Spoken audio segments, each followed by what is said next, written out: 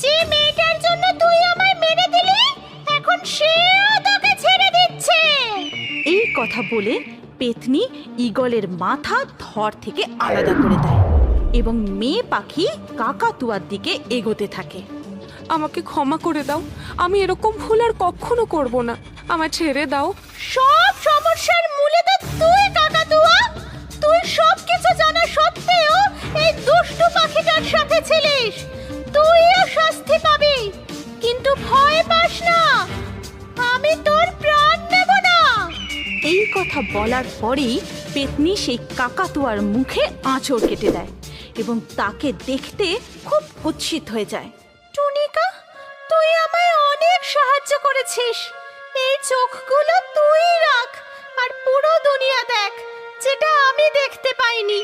এরপরে পেতনি সেখান থেকে অদৃশ্য হয়ে যায়।